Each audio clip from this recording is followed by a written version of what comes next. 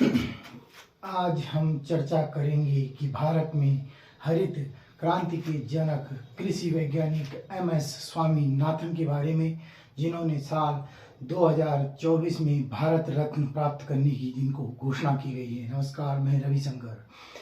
हरित क्रांति के बारे में ये कहा जाता है कि इनके जनक, भारत में जनक मोनकॉम्ब सेवाशिवन स्वामीनाथन था, जिनका जन्म 7 अगस्त 1925 को कुंभकोणम, तमिलनाडु में हुआ था। स्वामीनाथन महात्मा गांधी की मान्यताओं और भारत में स्वतंत्रता संग्राम से काफी प्रभावित थे।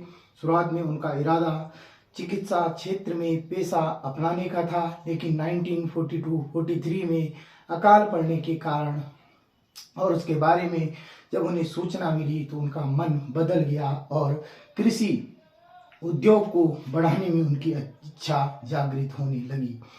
वस्तुतः हरित क्रांति शब्द अमेरिका के डॉक्टर विलियम गॉड की देन है। हालांकि अमेरिका की डॉक्टर ई.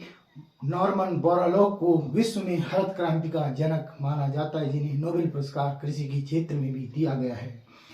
भारत में हरित क्रांति का आरंभ 1966 से 67 तक किया गया, जिसके सूत्रधार एम.एस. स्वामीनाथन थे। सबसे अधिक उपज वाली गेहूं, चावल की किस्मों, विशेष रूप से अर्धवामन यानी कि आप कह सकते हो कि सेमी ड्वार्फ गेहूं की किस्मों को विकसित करने में स्वामीनाथन ने अभूतपूर्व काम किया और भारत में 1960-1970 के दशक में एक अभूतपूर्व क्रांति लाई।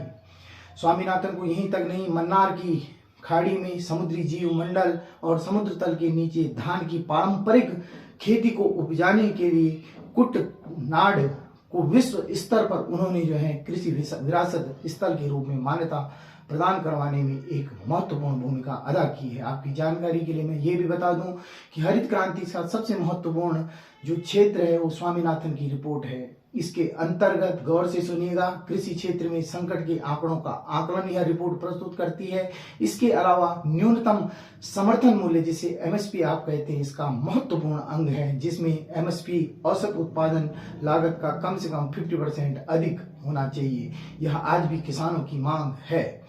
कृषि के उत्कृष्ट सुधार के लिए इन्हें अनेक पुरस्कार दिए गए। 1987 में इन्हें प्रथम विश्व खाद्य पुरस्कार से नवाजा गया। 1967 में इन्हें पद्म श्री, 1972 में इन्हें पद्म विभूषण, 1989 में पद्म विभूषण, 1971 में फिलीपींस का रमन मैग्सेसे पुरस्कार, 1986 में अल्बर्ट आइंस्टाइन विश्व विज्ञान पुरस्कार सहित तमाम अंतर्राष्ट्रीय सम्मानों से इन्हें नवाजा गया।